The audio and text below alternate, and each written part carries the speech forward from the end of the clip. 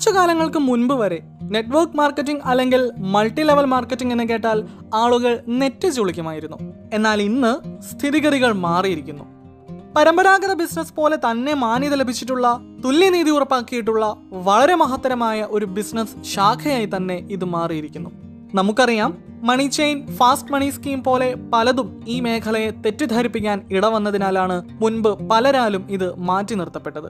എന്നാൽ ജനങ്ങളെ കൊള്ളയടിക്കുന്ന മണി ചെയിൻ സ്കീമുകൾ തളയ്ക്കാൻ വേണ്ടിയാണ് 2016 കേന്ദ്ര സർക്കാർ multi level marketing guidelines പുറപ്പെടുവിച്ചതും അതിന്റെ ചുവട് പിടിച്ച് 2018 ഓഗസ്റ്റ് 8 കേരള മുഖ്യമന്ത്രി ഈ മേഖലയിൽ നിയമരേഖയിൽ ഒപ്പുവെക്കുന്നതും ഒരു മോണിറ്ററിംഗ് കമ്മിറ്റി നിയോഗിക്കുന്നതും. ഇത് ഒരു വലിയ മാറ്റത്തിന് തുടക്കമിട്ടു. മൾട്ടി ലെവൽ മാർക്കറ്റിംഗ് മറ്റു വികസിത രാജ്യങ്ങളിലേതിനൊപ്പം ഇന്ത്യയിലും അതിവേഗം കരുത്താർജിക്കുകയാണ്. ഈ അവസരത്തിൽ നാം അറിയണം ഇവിടെ ഇതിന്റെ പ്രസക്തി എന്തെന്ന്. ഇത് ഒന്നുകൂടി വ്യക്തമായി മനസ്സിലാക്കുന്നതിന് ലോക പ്രശസ്ത സാമ്പത്തിക ശാസ്ത്രജ്ഞൻ റോബർട്ട് കിയോസാക്കിയുടെ ക്യാഷ് ഫ്ലോ ക്വാഡ്രന്റ് തിയറിയിലേക്ക് നമുക്കൊന്ന് കണ്ണോടിക്കാം. ഇവിടെ അദ്ദേഹം സാമ്പത്തിക സ്രോതസ്സിന്റെ അടിസ്ഥാനത്തിൽ ലോക ജനസംഖ്യയെ പൊതുവിൽ 4 തരം തിരിച്ചിരിക്കുന്നു. ലെഫ്റ്റ് അപ്പർ ക്വാഡ്രന്റിൽ കാണുന്ന ഈ എംപ്ലോയീസിനെ പ്രതിനിധാനം ചെയ്യുന്നു.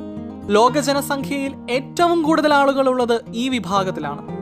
ദിവസവേതനത്തിന് പണിയെടുക്കുന്ന സാധാരണ ജോലിക്കാർ മുതൽ കോർപ്പറേറ്റ് മേഖലയിലും സർക്കാർ മേഖലയിലും മാസവരുമാനത്തിന് വേണ്ടി ജോലി ചെയ്യുന്നവർ വരെ ഈ വിഭാഗത്തിൽ പെടുന്നു. ലെഫ്റ്റ് ലോവർ ക്വാഡ്രന്റിൽ കാണുന്ന എസ് സെൽഫ് എംപ്ലോയീസിനെ പ്രതിനിധീകരിക്കുന്നു. എംപ്ലോയീസിനെ അപേക്ഷിച്ച് അല്പം കൂടി റിസ്ക് എടുക്കാൻ തയ്യാറുള്ളവരാണിവർ. സ്വന്തം പണവും സമയവും ഉപയോഗിച്ച് ചെറുകിട സംരംഭങ്ങൾ തുടങ്ങുന്നവരും സ്വന്തമായി എന്തെങ്കിലും സിസ്റ്റം ഓപ്പറേറ്റ് ചെയ്യുന്നവരും ഈ വിഭാഗത്തിൽ പെടുന്നു. സ്വന്തമായി ഒരു വാഹനം വാങ്ങി ടാക്സി ഓടിക്കുന്നവർ, ചെറുകിട കച്ചവട സ്ഥാപനങ്ങൾ നടത്തുന്നവർ, സ്വന്തമായി ക്ലിനിക്കുകൾ നടത്തുന്ന ഡോക്ടർമാർ, ഇവരൊക്കെ ഇതിന് ഉദാഹരണങ്ങളാണ്. അടുത്തതായി റൈറ്റ് അപ്പർ ക്വാഡ്രന്റിലുള്ള ബി എന്താണെന്ന് നോക്കാം. ബി എന്നത് ബിസിനസ് ക്ലാസിനെ പ്രതിനിധീകരിക്കുന്നു. ഇവർ മിക്കവാറും സ്വപ്നതുല്യമായ ജീവിതം നയിക്കുന്നവരായിരിക്കും. കാരണം ഇവരുടെ ഇൻകം സോഴ്സുകൾ വ്യത്യസ്തമായിരിക്കും. ഇവർ വൻകിട ബിസിനസ്സുകാരാണ്. രാജ്യത്തിനകത്തും പുറത്തുമൊക്കെയായി അനേകം ബിസിനസ് സംരംഭങ്ങൾ ഉള്ളവരൊക്കെ ഈ വിഭാഗത്തിൽപ്പെടും.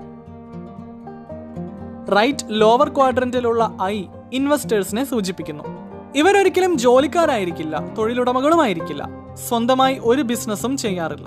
എന്നാൽ വിജയിക്കുന്ന ബിസിനസ് മേഖലകളിൽ ഇവർ ബുദ്ധിപരമായി ഇൻവെസ്റ്റ് ചെയ്യുന്നു. ഇവരുടെ പണമാണ് ഇവർക്ക് വേണ്ടി പ്രവർത്തിക്കുന്നത്. ഇവരും ബിസിനസ്സുകാരെ പോലെ തന്നെ ലക്ഷറി ലൈഫ് സ്റ്റൈൽ മെയിൻറ്റെയിൻ ചെയ്യുന്നവരായിരിക്കും. മുൻപ് പറഞ്ഞ കണക്കുകൾ അനുസരിച്ച് ലോക ജനസംഖ്യയിൽ 95% ആൾക്കാരും ലെഫ്റ്റ് ക്വാഡ്രന്റിൽ പെടുന്നവരാണ്, അല്ലെങ്കിൽ എംപ്ലോയീസ് സെൽഫ് എംപ്ലോയീസ് കാറ്റഗറിയിൽ പെടുന്നവരാണ്. ബിസിനസ് ക്ലാസ് ഇൻവെസ്റ്റേഴ്സ് കാറ്റഗറിയിൽ ഉൾപ്പെടുന്നത് ശേഷിക്കുന്ന വെറും 5% ആളുകൾ മാത്രമാണ്. എന്നാൽ ഇവിടെ ഒരു വലിയ വിരോധാഭാസം എന്താണെന്ന് വെച്ചാൽ, തൊഴിലെടുക്കുന്നവരും സ്വയം തൊഴിൽ ചെയ്യുന്നവരുമായ ഈ മഹാഭൂരിപക്ഷത്തിന്റെ കയ്യിലുള്ളത് ലോക സമ്പത്തിന്റെ വെറും 5% മാത്രമാണ്. ബാക്കി 95% സമ്പത്തും കൈയാളുന്നത് തുച്ഛമായ 5% വരുന്ന ബിസിനസ്സുകാരും ഇൻവെസ്റ്റേഴ്സുമാണ്. എന്തുകൊണ്ടാണ് ഇത്ര വലിയൊരു വ്യത്യാസം ഇവിടെ സംഭവിക്കുന്നത്? അല്ലെങ്കിൽ ഈ രണ്ട് വിഭാഗങ്ങൾ തമ്മിലുള്ള പ്രധാന വ്യത്യാസങ്ങൾ എന്തൊക്കെയാണ്? ഇവിടെ ലെഫ്റ്റ് ക്വാഡ്രന്റിൽ പെടുന്ന തൊഴിലാളികളും സ്വയം തൊഴിൽ സംരംഭകരും ഏറ്റവും കഠിനാധ്വാനം ചെയ്യുന്ന വിഭാഗമാണ്. എങ്കിലും ഒരിക്കലും അവർ സ്വപ്നം കാണുന്ന ഒരു ജീവിത നിലവാരത്തിലേക്ക് അവർക്ക് എത്തിപ്പെടാനാകുന്നില്ല. എന്നു മാത്രമല്ല, നിലനിൽപ്പിന് വേണ്ടി പോലും പലപ്പോഴും അവർ പാടുപെടേണ്ട അവസ്ഥയാണ്. ലെഫ്റ്റ് ക്വാഡ്രന്റിലുള്ള എംപ്ലോയീസ് വേതനത്തിന് വേണ്ടി ജോലി ചെയ്യുന്നവരായതുകൊണ്ട് അവരുടെ വരുമാനം നിശ്ചിതമായിരിക്കും. സെൽഫ് എംപ്ലോയീസിന് വരുമാനത്തിൽ ഏറ്റക്കുറച്ചിലുകൾ ഉണ്ടാകുന്നുണ്ടെങ്കിലും ആ വരുമാനത്തിന് ഒരു പരിധി ഉണ്ടാകും. മാത്രമല്ല, ഇവരുടെ വരുമാനം ഇവരുടെ തൊഴിലിനെ ആശ്രയിച്ചു മാത്രമായിരിക്കും. ഏതെങ്കിലും കാരണവശാൽ ഇവർക്ക് തൊഴിൽ ചെയ്യാൻ പറ്റാത്ത സാഹചര്യം വന്നാൽ ഇവരുടെ വരുമാനം നിലയ്ക്കും. അടിസ്ഥാനപരമായി ഈ രണ്ട് കൂട്ടരും വ്യക്തിഗത പ്രയത്നത്തെ ആശ്രയിച്ചാണ് മുൻപോട്ട് പോകുന്നത്. 2017 ഗ്യാലപ്പ് വേൾഡ് പോൾ സർവേ അനുസരിച്ച് ഭൂരിഭാഗം ലോകരാഷ്ട്രങ്ങളിലും തൊഴിൽ സംതൃപ്തി എന്നത് ശരാശരിയുടെ താഴെ മാത്രമാണ്. കൂടുതൽ ആളുകളും അവരാഗ്രഹിക്കുന്ന തൊഴിൽ മേഖലയിലല്ല ഉള്ളത്. എത്തിപ്പെട്ടതുകൊണ്ടും വേറെ ജീവിതമാർഗം ഇല്ലാത്തതിനാലും കഷ്ടപ്പെട്ട് തുടർന്നു പോകുകയാണ്. എന്നിരുന്നാൽ തന്നെയും അവരുടെ വരുമാനം നിത്യചെലവുകളേക്കാൾ താഴെ മാത്രമാണ്. ഇതുകൊണ്ട് തന്നെയാണ് സമൂഹത്തിൽ ഭൂരിപക്ഷം വരുന്ന സാധാരണക്കാരന് ഫിനാൻഷ്യൽ ഫ്രീഡം, ടൈം ഫ്രീഡം എന്നിവ രണ്ടും ഇല്ലാതാകുന്നത്. പല സാഹചര്യങ്ങളിലും കൂടുതൽ സാധാരണക്കാർക്കും പ്രാദേശിക വായ്പകളെയും ബാങ്ക് ലോണുകളെയും ആശ്രയിക്കേണ്ടി വരുന്നു. ഇനി റൈറ്റ് ക്വാഡ്രന്റിലുള്ളവരുടെ പ്രത്യേകത നോക്കാം. ലെഫ്റ്റ് ക്വാഡ്രന്റിലുള്ളവർക്ക് ഉണ്ടാക്കാൻ സാധിക്കുന്ന വരുമാനത്തിന് ഒരു പരിധി ഉണ്ടാകുമെന്ന് മുൻപ് സൂചിപ്പിച്ചല്ലോ. എന്നാൽ ഈ കാറ്റഗറിയിലുള്ളവർ വൻ മുതൽ മുടക്കി വലിയ സംരംഭങ്ങൾ തുടങ്ങി അതിലൂടെ പരിധിയില്ലാത്ത വരുമാനം ഉണ്ടാക്കുന്നവരായിരിക്കും. ഇവരുടെ വരുമാനം ഇവരെ മാത്രം ആശ്രയിച്ചായിരിക്കില്ല. ഇവരുടെ അഭാവത്തിൽ പോലും ഇൻകം ജനറേറ്റ് ചെയ്യുന്ന ഒരു സിസ്റ്റം ഇവർ ഡെവലപ്പ് ചെയ്തിട്ടുണ്ടാകും. ഇതിനെയാണ് പാസീവ് ഇൻകം എന്ന് വിളിക്കുന്നത്. ഇവർ ഇവരുടെ സ്വന്തം അധ്വാനത്താൽ അല്ല പണം ഉണ്ടാക്കുന്നത്, പിന്നെയോ ഇവർക്കു വേണ്ടി അധ്വാനിക്കുന്ന ഒരു വലിയ ടീമിനെ ഇവർ ഡെവലപ്പ് ചെയ്തിട്ടുണ്ടാകും. ഇക്കാരണത്താൽ ഇക്കൂട്ടരെ ടൈം ഫ്രീഡവും ഫിനാൻഷ്യൽ ഫ്രീഡവും ഉള്ളവരെന്ന് പറയാം. ഒരു സാധാരണക്കാരന് ഇതിലേക്ക് എത്തണമെങ്കിൽ അവനുള്ള ഒരേ ഒരു മാർഗം ബിസിനസ് കാറ്റഗറിയിലേക്ക് മാറുക എന്നത് മാത്രമാണ്. പക്ഷേ ഒരു ബിസിനസ് തുടങ്ങണമെങ്കിൽ അത്യന്താപേക്ഷിതമായ 3 കാര്യങ്ങളാണ് ലാൻഡ്, ലേബർ, ക്യാപിറ്റൽ എന്നിവ. ഇത്തരത്തിൽ വലിയ മുതൽ മുടക്കില്ലാതെ ഒരു ബിസിനസ് വിജയിപ്പിക്കാൻ സാധ്യവുമല്ല. മാത്രമല്ല പ്രസ്തുത ബിസിനസിനെ പറ്റി ആഴത്തിലുള്ള അറിവും നേടേണ്ടതുണ്ട്.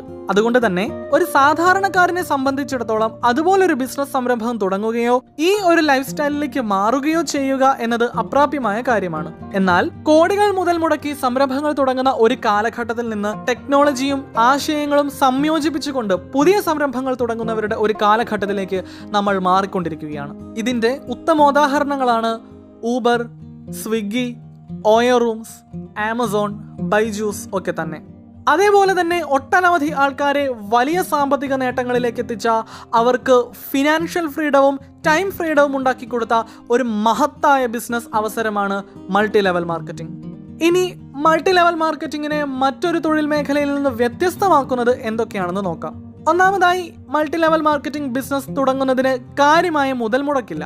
ഏത് MLM കമ്പനിയിലും രജിസ്ട്രേഷൻ തികച്ചും സൗജന്യമായിരിക്കും. ഒരാൾക്ക് ആവശ്യമുള്ള ഏതെങ്കിലും ഉൽപ്പന്നങ്ങൾ വാങ്ങിക്കൊണ്ട് ബിസിനസ് തുടങ്ങാം. കൂടാതെ ഈ ബിസിനസ്സിൽ നമ്മളെ നിയന്ത്രിക്കാൻ ഒരു മേലധികാരിയില്ല. അതുകൊണ്ട് തന്നെ എപ്പോ വർക്ക് ചെയ്യണം, എപ്പോ ഉണ്ണണം, എപ്പോ ഉറങ്ങണം, ഇതൊക്കെ തീരുമാനിക്കുന്നത് നമ്മൾ തന്നെയാണ്. ടാർഗറ്റുകളോ സമയപരിധികളോ ഇല്ലാത്തതിനാൽ ഓരോരുത്തരുടെയും സമയക്രമം അവരവർക്ക് തന്നെ തീരുമാനിക്കാം. ആയതിനാൽ തന്നെ മറ്റൊരു തൊഴിലിനോ ബിസിനസിനോ ഒപ്പം പാർട്ട് ടൈമായും ചെയ്യാം. ഏതെങ്കിലും ഒരു പ്രത്യേക ഏരിയ നിശ്ചയിക്കപ്പെട്ടിട്ടില്ലാത്തതിനാൽ ഏതൊരാൾക്കും കമ്പനിയുടെ പ്രവർത്തന മേഖലയിൽ എവിടെ നിന്നുകൊണ്ടും വർക്ക് ചെയ്യാം. ഇവിടെ ഒരു ഡിസ്ട്രിബ്യൂട്ടർ ആകുന്നതിന് ഒരു എഡ്യൂക്കേഷണൽ ക്വാളിഫിക്കേഷനും നിർബന്ധമല്ല. റിട്ടയർമെന്റിന് കാലാവധിയില്ല. സ്റ്റാർട്ട് ചെയ്യുന്നതിന് ഒരു മുൻപരിചയവും ആവശ്യമില്ല. ഇതൊക്കെയാണെങ്കിലും ഈ ബിസിനസ് മേഖലയിൽ വിജയിച്ചവരെക്കാൾ കൂടുതൽ പരാജയപ്പെട്ടവരാണുള്ളതെന്ന് പലരും പറഞ്ഞു കേട്ടിട്ടുണ്ടാകുമല്ലോ. എന്താണ് ഇതിന്റെ യാഥാർത്ഥ്യം? ഒന്ന്, മൾട്ടി ലെവൽ മാർക്കറ്റിംഗ് ആണെന്ന് തെറ്റിദ്ധരിച്ച് ചിലരെങ്കിലും ചെന്നപ്പെടുന്നത് ഏതെങ്കിലും പോൺസി സ്കീം അല്ലെങ്കിൽ മണി ചെയിൻ കമ്പനികളിലായിരിക്കും.